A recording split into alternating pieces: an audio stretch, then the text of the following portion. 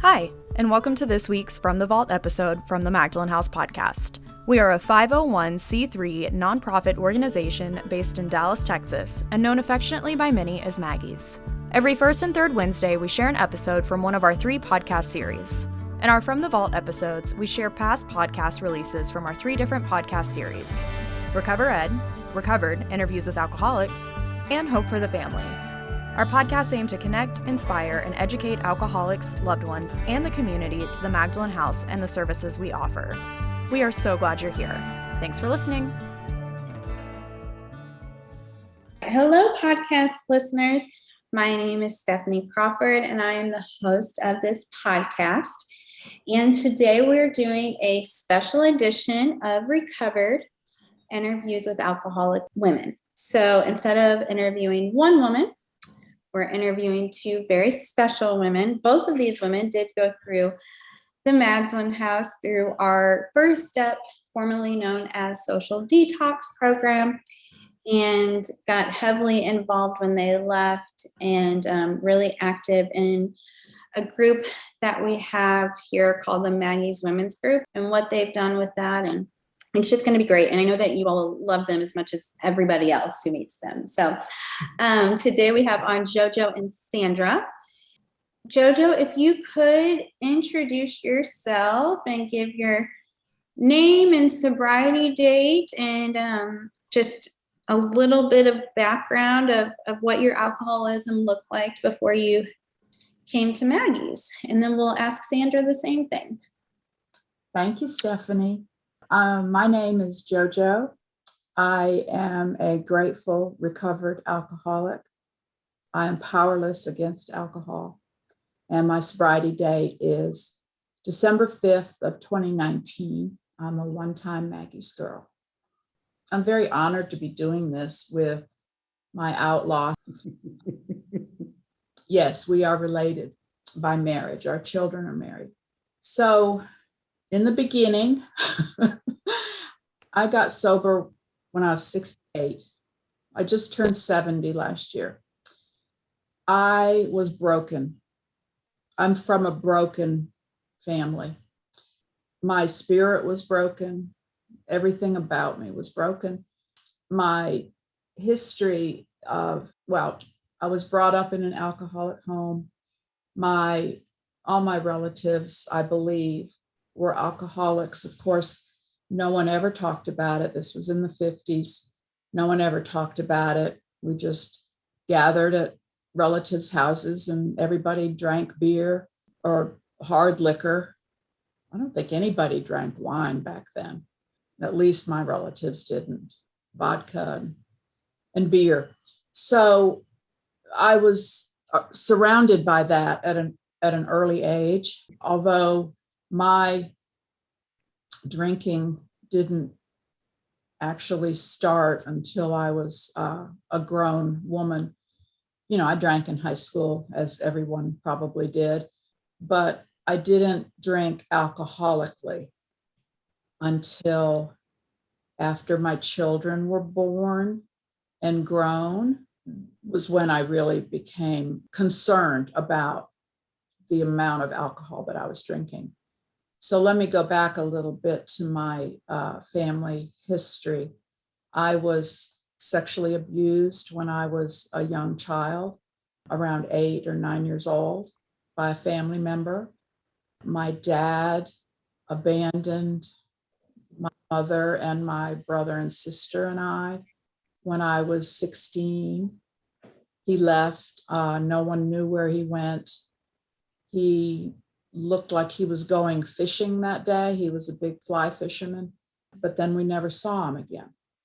So growing up in my 20s, I always felt that I was a victim, that I was a sad little girl. I'd been hurt by my dad, not sexually, but emotionally. He left. I loved him dearly. And the sexual abuse that I suffered, I didn't actually think about or admit to until I was in therapy in my late 20s.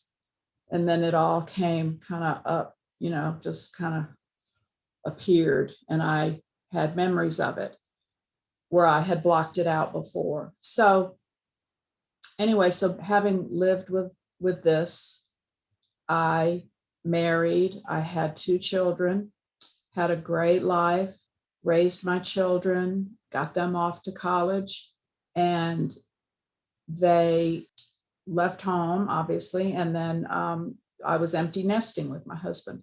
And that's when I could really see where my drinking increased, it was progressing.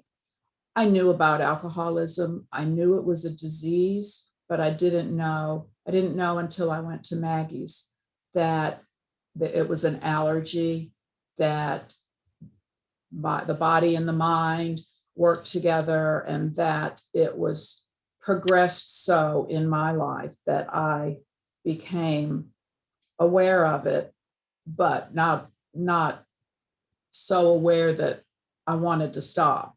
I just continued to drink. I enjoyed drinking.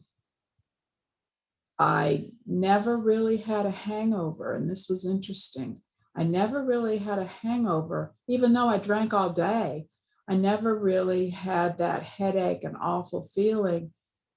And someone told me one time after I'd gotten sober that I didn't get a hangover because alcohol was never out of my body, that it was continually in my bloodstream.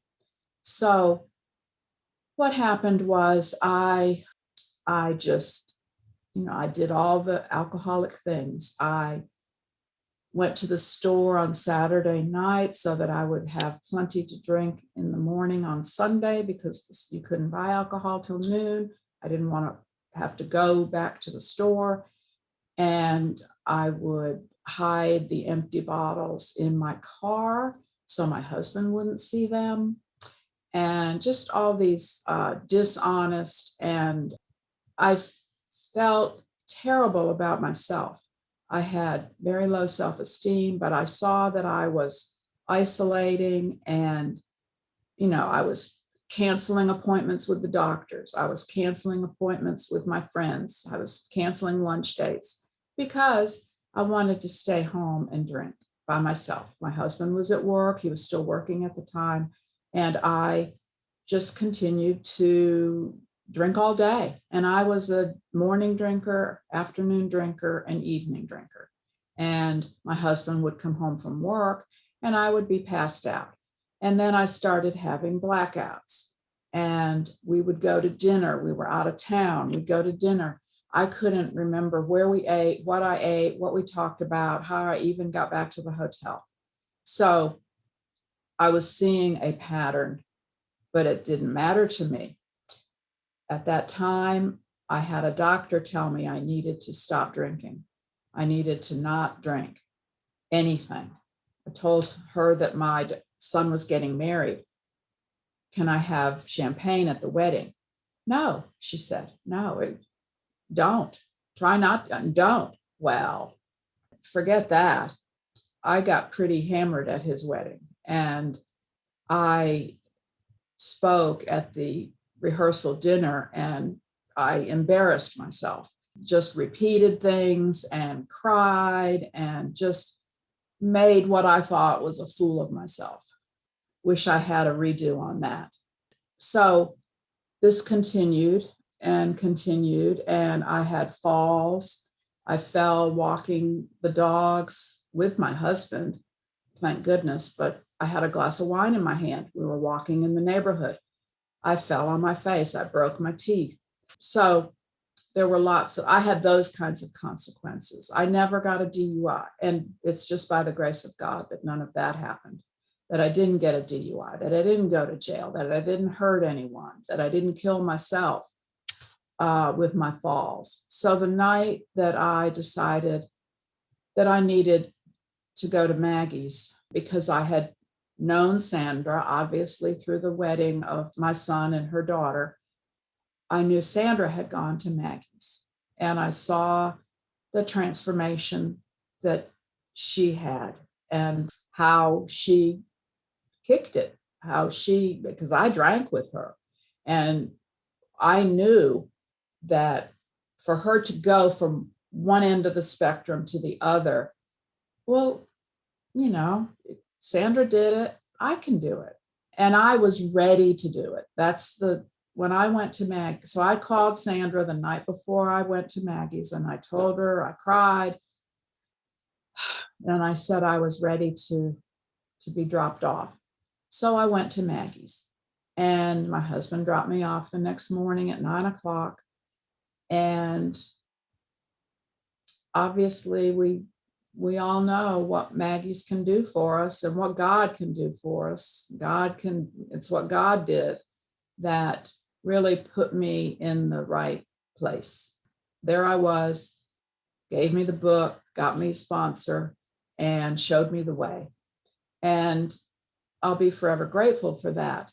I never knew about the allergy when I went into Maggie's. That's what I learned there, that I had an allergy to alcohol.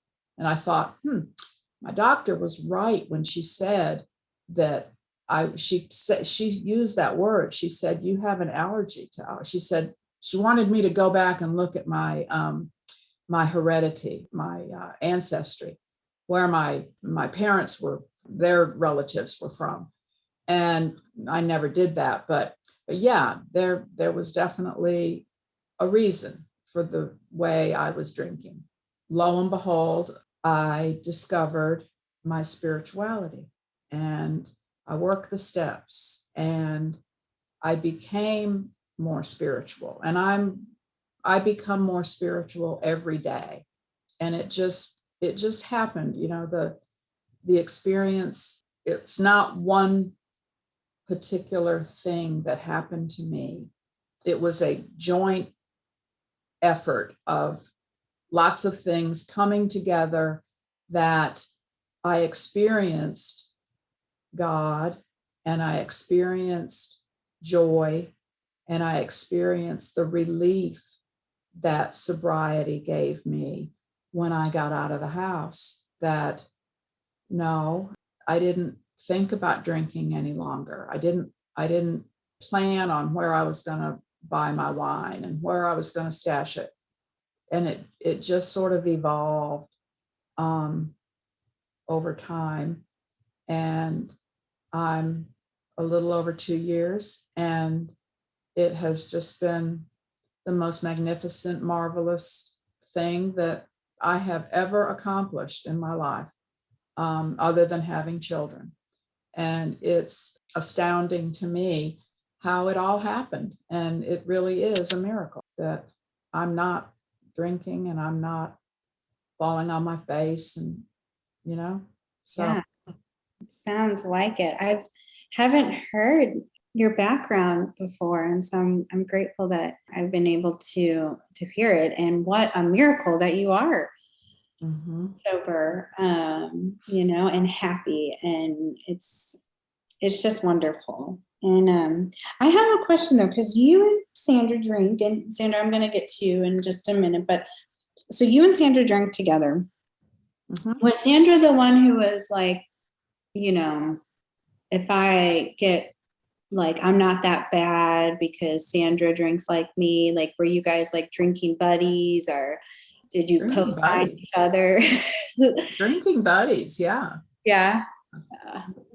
And so like seeing her was kind of like your evidence that. Yeah.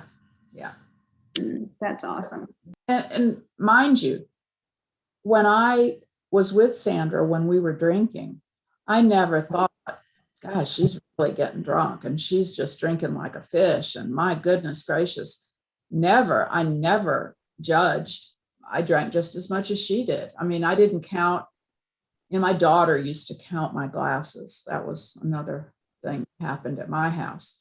But I never judged Sandra. I just knew we had a lot more in common than we thought when we first met, that, we had this in common, and who knew?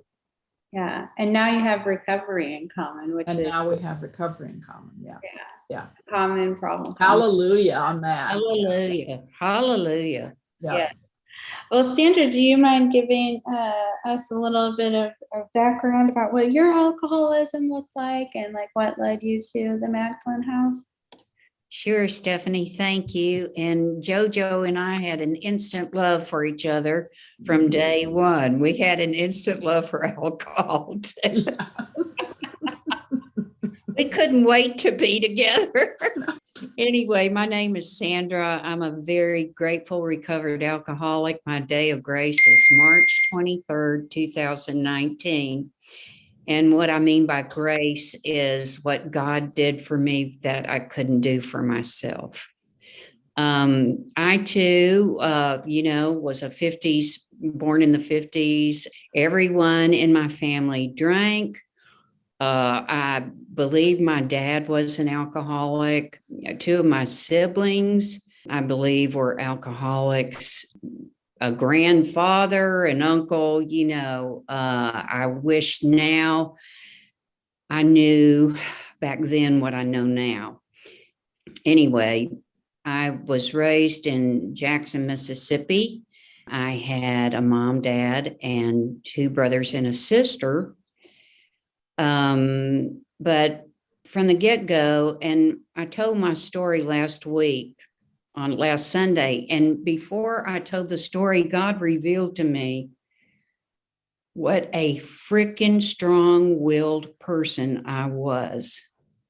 Strong-willed, self-seeking, and I needed to be recognized.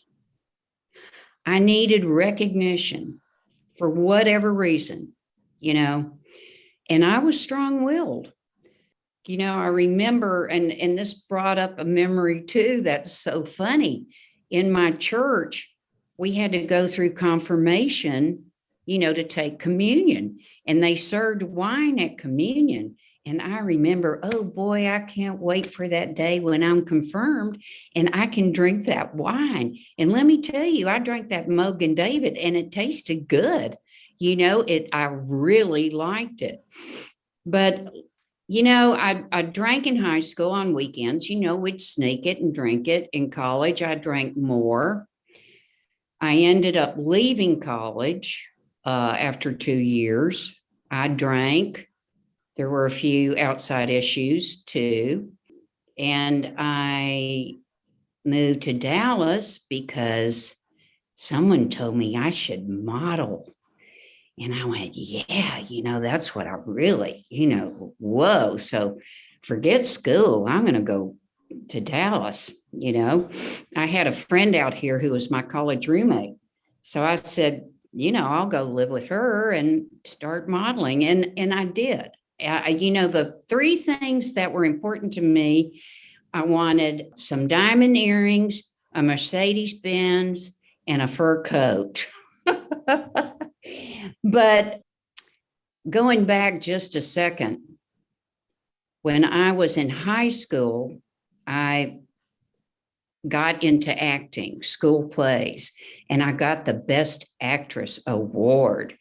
And I was in a musical called Pajama Game, and I did a dance. I had no background in dancing, but because I got Best Actress, I thought, man, I am something special. So I had received graduation money. This tells you how strong-willed and how self-seeking I was. I had gotten graduation money from my relatives up in Washington State. And I told my mother that my dad was kind of out of the picture. He was the alcoholic. And unfortunately, at age 61, he took his own life. But I told my mom, hey, I'm going to Vegas. I'm going to be a showgirl. And my brother lived out there. He was interning in veterinary medicine. They said, yeah, let her come out. He was married.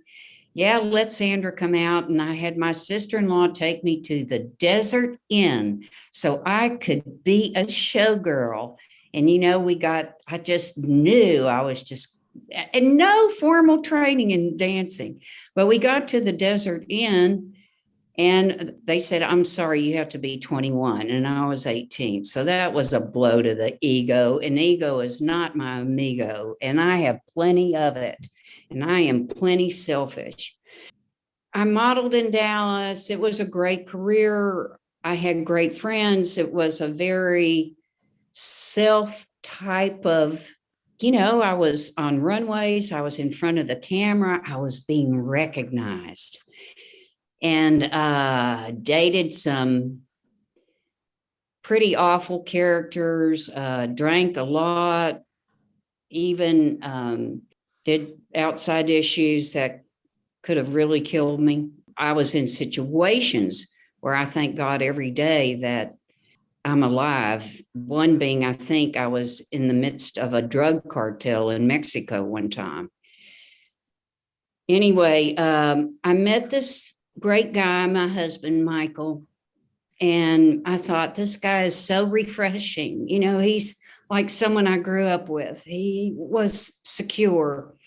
He loved me. I knew he would never cheat on me, and I fell in love. And I got pregnant before we got married. We were talking about marriage, but that was probably the best thing that could have happened to me, was having my first child. And we got married before we had Sloan, but and after Sloan, we had 2 others. And the crazy thing is, Stephanie and JoJo, that when we got married, I never drank at home.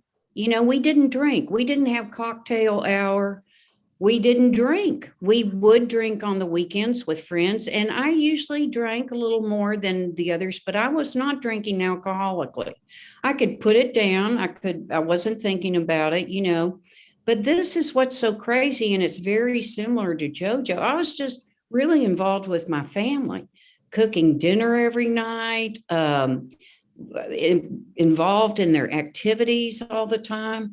But when they started leaving home, and this is so similar between JoJo and I guess I felt like, hey, it's party time. I can do whatever I want, hey, yeah, I'll have some wine with lunch. And I, like JoJo, saw my drinking progressing. The phrase, well, it's 5 o'clock somewhere, it got to where I was drinking maybe wine a couple of times a week, to where I was drinking it at 5 o'clock every night. And then it started ooching up to 4 o'clock. Then it started ooching up to 2 or 3 glasses of wine at lunch with friends. And my family started noticing it. My oldest daughter, Sloan, said, Mom, you're just not the person you used to be. And of course, it made me mad. It made me angry. Don't you say I have a drinking problem. I mean, I took a dish off the kitchen wall and threw it across the kitchen. No way am I going to be an alcoholic. No way. I've seen it. No way is Sandra going to be an alcoholic. I would sit outside and drink, and it got to where I was drinking. I'd go buy a pack of cigarettes and just smoke them down in my toenails and sit out there and drink. And I would go, I started feeling empty, and I was getting drunk to where I would have to crawl to the back door, to where I slipped on a brick and slit my chin open. And like JoJo, I was, do I have enough for the day? Oh gosh, am I too drunk to run to the store and get more? Oh, where did I hide my glass? Oh, Michael's going to be home soon. Oh, and I had a little cubby hole in the kitchen. I would even drink a bottle of wine, and so Michael wouldn't notice. I had another stash and funnel it into the bottle, into the refrigerator. So, we're so sneaky. We're so sneaky. The good thing that happened was the kids got help. The kids and my husband went to Lisa Kroenke, because Lacey is my daughter Sloan's best friend. And Lisa told him, hey, you need to go to AA meetings in Al-Anon. And, and I was wondering why they weren't going, Mom, on me. making me mad. They kind of laid off of me. And there were more consequences, one of which I ended up in the emergency room in Austin, Texas. Don't even remember how I got there. Don't remember the ambulance taking me there. And just like JoJo said, by God's grace, I've never hurt anyone. I never got a DWI, a DUI. I've never been in jail, but I was separated. I was so separated from my family, from God, and I loved God. I was separated from my friends. I was empty. I was a big black hole. It was like my soul was gone. What I like to say when I talk to my sponsees is that there are the 3 M's to alcohol. First, it was magical. The number 1 M, it was magical. We loved the ease and comfort that it gave us. Then it becomes medicinal, where you kind of need it. It's our medicine.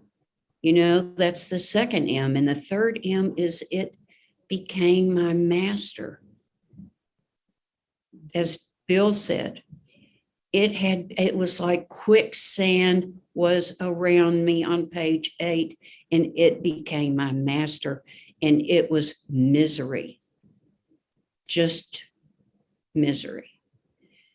So the kids came to me after this episode in Austin. They said, hey, Mom, can we come over for lunch? And I went, oh, this is kind of weird. So they said, Mom, there's a bed at the Magdalen House. Will you please go? I don't need the Magdalen House. I don't need to go to the Magdalen House right now. And things, they went on their merry way. And then a few months after that, I have to just read this one thing. I found this the other day. This is a little devotion book I read every morning. This is from March 18th, 2007. I wrote in my little book. So this was 2007. I said, Lord, thank you for this gift. Lord, I want to do what is right. I am sick of how I've been living. Please fill me with your power and spirit. I love you, Sandra. March 18th, 2007. So, at that time I knew something was amiss. I was feeling separated. So anyway, I took Ambien too. That was part of my trick. When I started drinking in the morning, I would drink. I would get woozy. I'd take it half an Ambien. I'd sleep a couple hours. I'd get up so I could be the actress and prepare a dinner for my husband and be the good little wife, and also to drink more wine. And then take another Ambien to go to sleep, to get up in the morning, maybe go play a little tennis, and then drink my wine, take the half an Ambien. Now, that's a sick person. So one Friday, I woke up from my little Ambien nap after I had gone and played a little tennis, drank I don't know how much wine, and a voice said, Sandra, you are sick. You need help. I said to myself, this is not normal, Sandra. You need help. You are an alcoholic. And people were coming over that night for dinner. I called Maggie's after my Ambien nap. And Lee said, well, come on, we have a bed. And they did have one bed. And this was at the old house. And I said, well, I can't come tonight. I'm having a dinner party. And I'll see you in the morning. And what was so great was I got up. I was scared. And I said, Michael, you've got to take me. And it was 2 miles from my house. And when I walked in those doors, these women hugged me and loved me and took me in. And I said, am I going to take a shower in this shower? And, but because I'm so special, but I have never felt a love from other women as I did in that house. And this is the crazy thing. I'll say this one thing and I'll shut up. I had gone to a few meetings and I went to a foundation meeting. This was before I went to Maggie's. And the foundation meeting, I said, yes, this is me. Tears. I said, oh God, thank you. Thank you. This is me. This is me. And I got my desire chip. And the woman who gave me the desire chip was this beautiful blonde with these sparkly blue eyes. And when she handed me the chip, she said, Sloan looks just like you. My oldest daughter looks just like you. And I was going, how does this chick know who Sloan is? But I went a couple more times. A lady called to sponsor me. In the meantime, my mind told me, no, you're not an alcoholic. You're not an alcoholic. You can control it. Well, I couldn't, So when I got to Maggie's, I got there on a Saturday. Sunday morning was the speaker meeting at 11 o'clock. And this girl in the house said, the big honcho's going to be speaking this morning. And I went, cool, And so I think it was Gail who was introducing her. And I saw this woman sitting in a chair, and she was a blonde-headed woman. And then she got up to speak. And I said, that woman looks familiar. And as she kept speaking, I realized she mentioned Lacey. Then I put 2 and 2 together. This is the lady who gave me my desire chip, and it was Lisa Kroenke.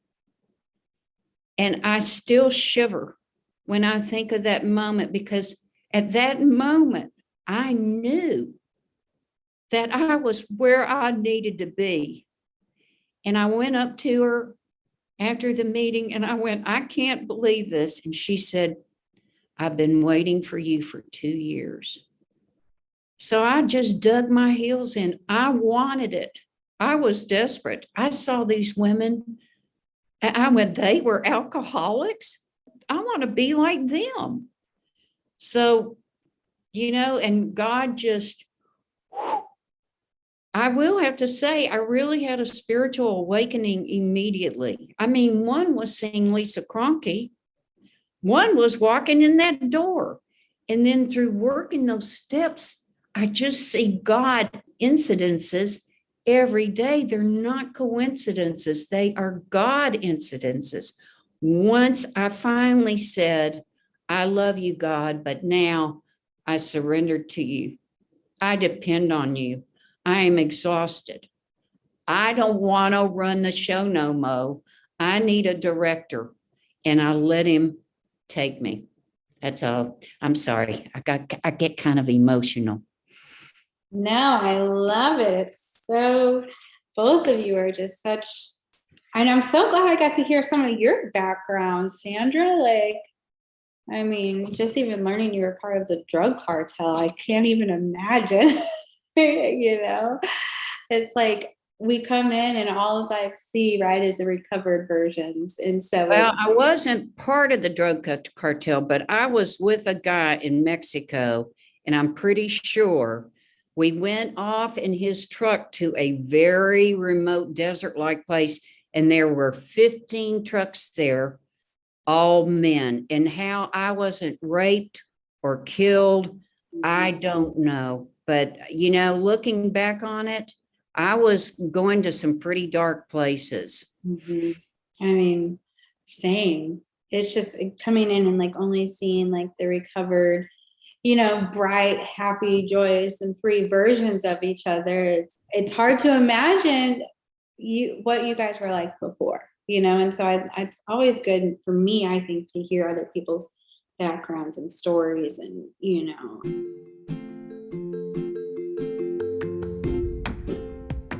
Are you an alcoholic woman in recovery seeking connection? Maggie's Women's Group is a fellowship group for women in recovery to build friendships and connect with the community at the Magdalen House. Maggie's Women's Group is open to any alcoholic woman in recovery, not just Maggie's alumnae. To find out how to get involved and connect with us on Facebook, please visit magdalenhouse.org/Maggie's-Women's-Group.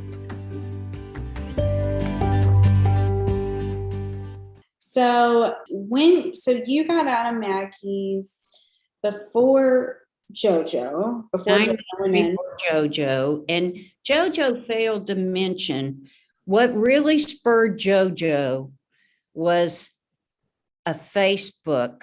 Tell them about that from Meredith. Yes, I know. I skipped over quite a bit of my story.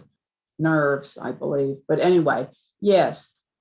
Before I went to Maggie's and before I called Sandra, I guess it was a couple of weeks before that, I read on Facebook, Cece, my daughter-in-law and Sandra's daughter, who's married to my son, she has a very good friend, a childhood friend that she knows. Her name is Meredith, and she lives in Austin. And she posted something on Facebook about her recovery. And I think she was celebrating a year, maybe, or a year. Was it her 1 year sobriety? I think 1 year, yeah. It was so moving what she wrote, and it spoke to me because what she was saying on her post was just what I wanted and what I felt and how she talked about her struggles and her alcoholism, and it just really spoke to me. And I think it was the day before you called Maggie's. I think you read that post the day before. Okay. Yeah, my memory is foggy. Well, mine too. For many reasons, age being number one. But anyway, yeah, it just moved me so much. And it was there were many things that were instrumental in my going to Maggie's. And Meredith was one part of it. Sandra was a part of it. My family was a part of it. And I have to believe that God put me in the car and had my husband drive me and drop me off.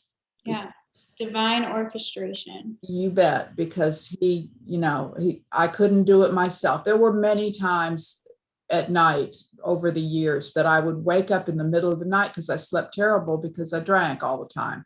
And I would wake up and I would say to myself, I'm not going to drink anymore. I'm not going to do this again tomorrow. I'm not going to do it. It's going to be a new day. I'm going to get out of bed. I'm not going to drink. And it never happened. So yes, God did for me what I couldn't do for myself. Mm-hmm. I had tried. I mean, I think I went maybe a day without drinking. That was all I could do. I couldn't do it myself. Yeah. That her post was definitely instrumental in pushing me to go to Maggie's to get help. That's wonderful. We don't know exactly who we're going to help or who we're going to speak to when we share our recovery. Like, you don't know when we release this who's going to hear this, and that's going to be their push, their motivation to get recovery. That's the beauty of this. That's just the beauty of this. You reach out, but you don't even know you're reaching out to somebody, that you're hitting somebody's nerve, that somebody's hearing your story, that yeah. It's a little seed sown. The seed, yes, that little seed. I've just felt victimized my whole life, and that I was just poor, pitiful me, that I lost my parents and my brother within the span of 5 years for alcoholic reasons. They all died of complications of alcoholism. That was really when I started drinking heavily. 2006 to 2011 were the deaths of my immediate family. And that was when I really started hitting it pretty hard. That's not an excuse. There were obviously.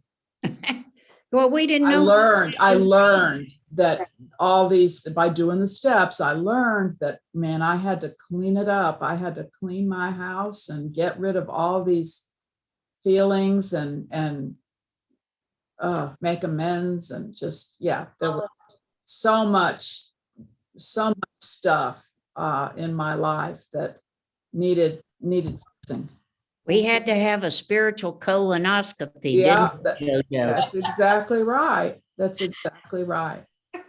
So Sandra, when you left Maggie's, how did you feel? Were you scared? What did you do as soon as you left? As soon as I left, I had not shaved my legs and my fingernails looked terrible. So my girls took me to get a manicure. And I wanted to stay at home. I wanted to stay very close to home and Maggie's. The minute I left, I was back at Maggie's just about every day, to meetings, volunteering. I wanted to stay close. I made my own sticks. I started my morning just like we did at Maggie's. I said the On Awakening. I shook my can. I pulled my stick. I wrote things I was grateful for. I wrote things, my word for the day and how I could use it during the day. I just repeated what I had learned at Maggie's. I stayed very close to Maggie's. I greeted when I worked the desk, when new clients would come in, I'd just hug them. And, I am so grateful. It is a joy. It is an unexpressible joy. That's what I did. I mean, my husband hid all the stuff here, but it came back out in like 2 weeks. It didn't bother me. I had a psychic change. About 6 weeks after I was out of Maggie's, after playing tennis, I went to our old haunt to go have breakfast. And I sat right up at the bar to order my jalapeno biscuits. And it didn't, looking at those bottles, the obsession was removed by working these steps, and I worked diligently with my sponsor. I wanted it done. I wanted to be new. I wanted to be reborn. I wanted new life. Mm-hmm. So that's what I did. So what did you do, Sandra? Because I know right now, you're the the fellowship chair, correct? Oh, and that's another thing. They said, get involved with the Maggie's women's group. I immediately got involved with that. And I immediately started helping with the anniversary party, the retreat. Nancy asked me to help be on decorations for our first retreat. And I mean, I got involved. And now JoJo and I are fellowship this year together for Maggie's Women's Group. And I urge all of y'all to get involved, and we need you. And it's a group that I know I don't have to dress up for. I know I don't have to put on my makeup. They love me. We all love each other. We hug each other. We love each other. Get involved. It keeps us out of ourselves too. And you're helping other women. I used to crave alcohol, and now I crave to share what God did for me that I couldn't do for myself. That grace. Mm-hmm. I crave to do that, whether it's doing MWG or sponsoring. If God calls, I go yes. Because it says in the book, our job description is to stay close to God and do what He wants us to do. So there's days when, I feel kind of lazy or I get into self, but I just do my 10, 11, and 12 and clean that, do my spiritual colonoscopy. But stay close to your sisters. What is Maggie's Women's Group for the listeners? How would you explain what that group is? What's its purpose? Well, I would explain it as a group of women who've had a spiritual awakening who want to give back to the Magdalen House and help the girls who are newly recovered, the girls in the house. You know, we provide meals at Thanksgiving, Christmas, Valentine's parties, Easter's. We planned the retreat, which this year was so awesome to me. I mean, out in that wide open space, and the first year too. I mean, and pulling us together, it pulls us together. It keeps us in fellowship with one another. You know, some people might think of it kind of as a sorority, but it's not like that at all. It is sisters, loving sisters who want the best for their sisters and the best for Maggie's. You know, that's how I would describe it.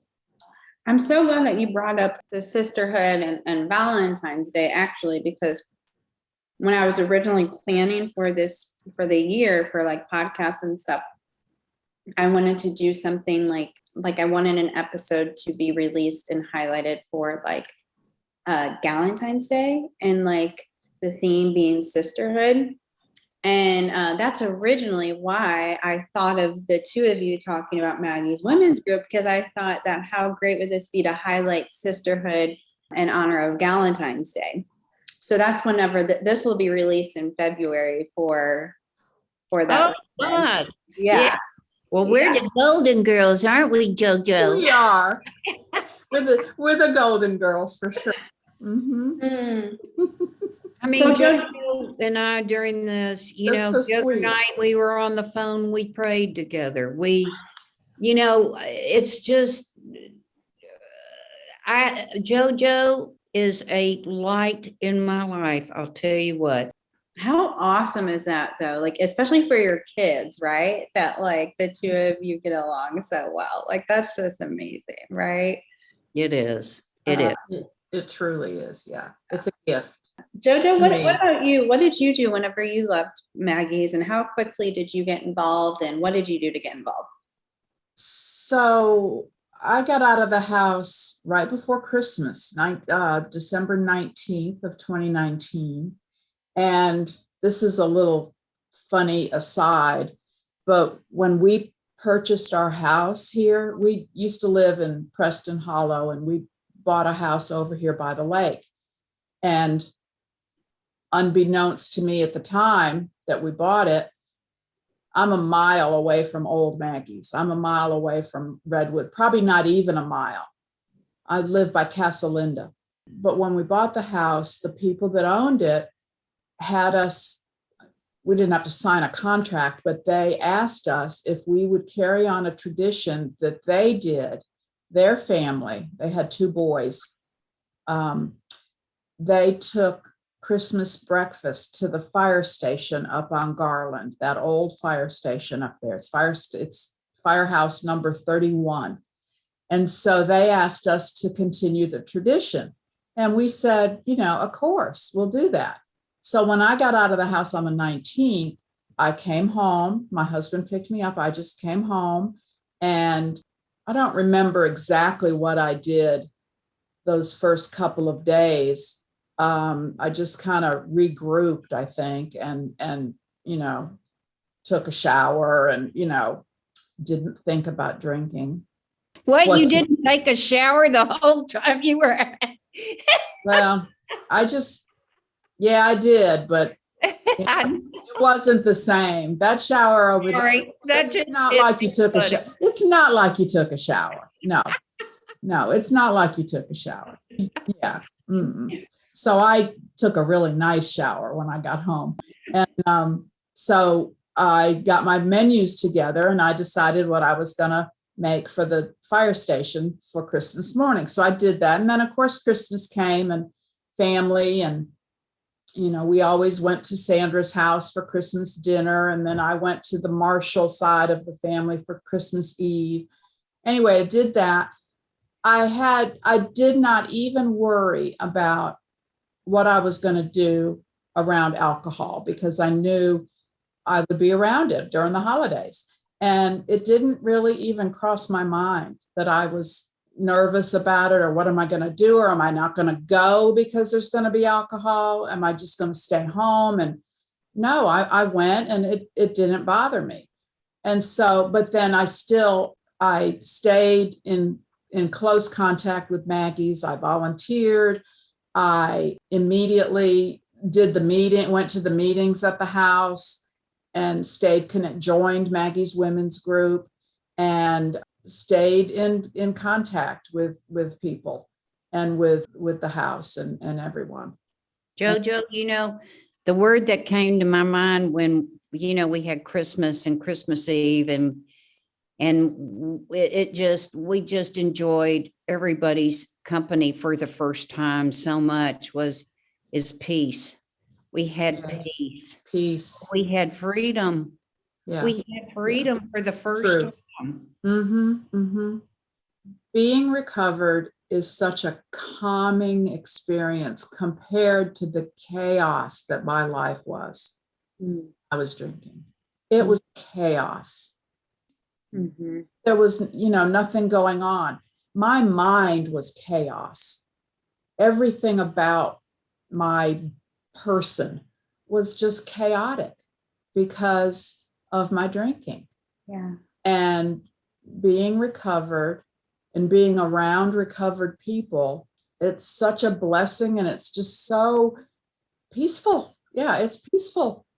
And it's wonderful to be that because, and when I speak of my recovery, I talk about it as I've been repurposed.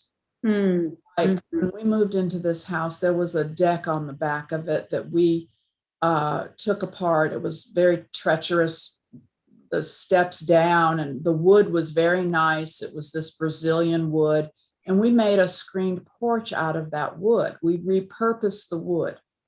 Well, I always feel now that I have been repurposed, that God has repurposed me, and my purpose now is to help other alcoholic women, to give back to Maggie's, and to show how recovery can be miraculous and joyful and beautiful, astounding. Yeah, and beautiful. Yeah, because it is. Mm-hmm. How did you originally get involved with Maggie's women's group? Let's see. Okay, so 2019, then 2020 happened. COVID. Oh yeah, right COVID. after. Yeah. COVID immediately in March. Started remodeling some rooms in our house at the time. So we were doing that. So then Maggie's women's group, I don't know who came up with it, Sandra, but we had something called happy hour, whether it was Chloe. Did Chloe came up with that. Chloe came up with that. So we're starting it back tonight we're starting it back tonight because we can't come to the house. So tonight will be the return of the resurrected happy hour from 5 to 6 for the Maggie's women's group. Well, or anybody. Or anybody. So I did that in March, and that was fun. That was a lot of fun. You got to know people. I mean, sometimes there would be just a handful of people on the Zoom, but then other times there would be quite a few women, and you just got to know each other. Sometimes we'd play games. Sometimes we would just chat. We would laugh. We would cry. Sometimes some girls had a situation that was sad and we would cry with them. And it was just camaraderie and fellowship with each other. And it was really wonderful. And I think we all enjoyed it. Yeah, definitely. So, I remember it was a big hit for a long time. Yeah. And then COVID, people started getting out more and, but we're going to have a happy hour resurgence in tonight and see how it goes. Is there going to be a game? No, tonight we're bringing a picture of our mentor, someone who was a mentor. Somebody who inspired us. Yeah. And why they inspired us, or a mentor. Yeah. Awesome. So, and then there's a book club, right? Yes. Tell me about the book club. We have read, I think, 5 or 6 books. No way. Right now, we're reading Matthew McConaughey's book called Green Lights. I heard it's good. I just started reading it last night, but it's good. I know, I have it. I have listened to, I bought the audio. I have the audio and the hardback. So I started it by listening to the audio, and it is good. It is good. So we're meeting the end of the month on January 30th at Lisa's house. And we're also going to do a Zoom. She's going to set up a Zoom so that if people don't feel comfortable coming to her house, that they could join on the Zoom. How It's wonderful. fun. We have a discussion of each of the books, and we talk about it. We throw out questions, and it's fun. It's informative. And we're going to have walks at the Arboretum. Someone suggested a bowling night. I'm going to set that up probably for next month. It's been kind of tricky with COVID. You know, we get going and things are looking good, and then, you know, we're kind of isolated again, or people don't feel comfortable getting out. And so we're depending on the director to guide us, you know. So, but just getting together with women, the fellowship, you know, and having new people come and getting them involved. And, you know, Maggie's women's group is a big part of our lives. And you know what I think is so wonderful is that you have built this strong sisterhood with not just each other, because the two of you came in knowing each other, but with women throughout the community, like even during times of COVID, right? And, you know, like normal drinkers, they don't get such a big opportunity like that as we do in recovery, you know, and like, we don't have to be so isolated because, you know, we have so many women we can rely on, and even during COVID times. And I'm thankful for Zoom. I am so thankful for Zoom. You know, it's not as great as being in person, but you do develop relationships with our happy hour. When we finally could meet each other, it was just incredible, you know? Oh yeah, because I bet it was like the first time you had ever seen them in person, right? Yeah, Exactly. Yes. Wow. Crazy. hugs, Crazy. kisses, and yeah. Wonderful. Wow. So I do want to ask before like we wrap up and everything, what is it that the two of you do together? You put on these fellowship events? Is that what? We're JoJo and I are chairs this year for fellowship, bringing women together. And then other people, like other women, if they want to help, they can help with that too. Oh, absolutely. We'd love their help and their ideas. Absolutely.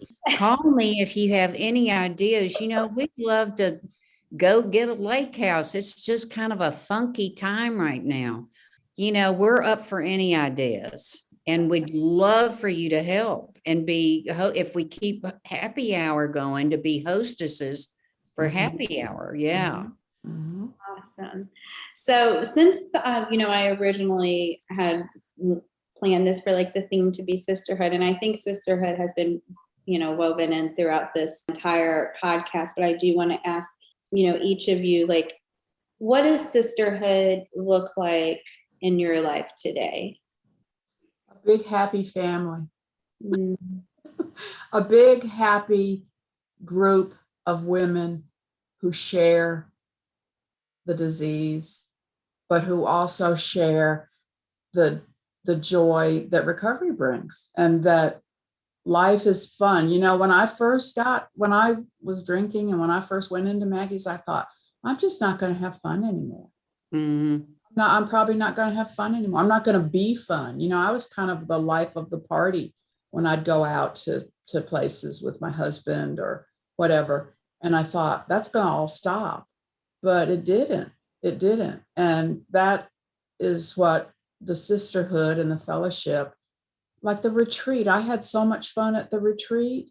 I mean, we all worked so hard, but it was so much fun. It was so much fun. It was so much It fun. brought us closer, and the girls. Yes. Oh my gosh, I met new girls there. Right.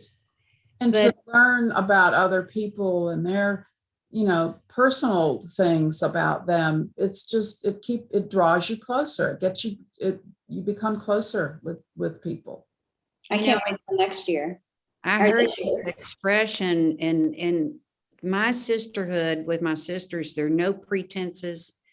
We are real and we are honest with each other. And it is like a color I've never seen before. It's like a color I have never seen before. It's real.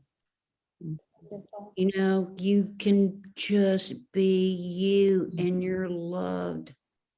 And what a gift. Just you. What a gift. Yeah. And only we alcoholics can understand that.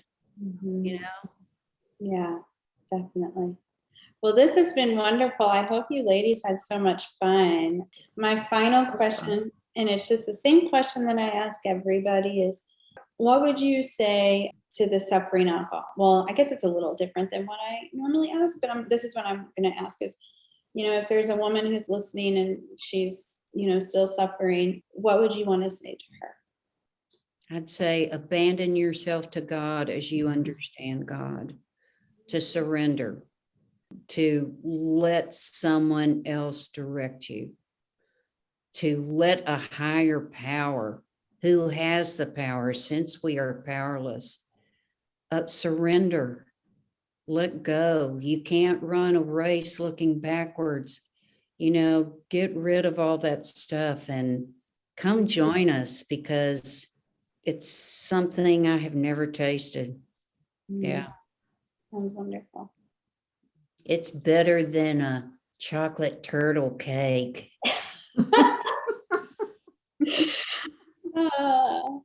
And JoJo, what about you? What would you want to say?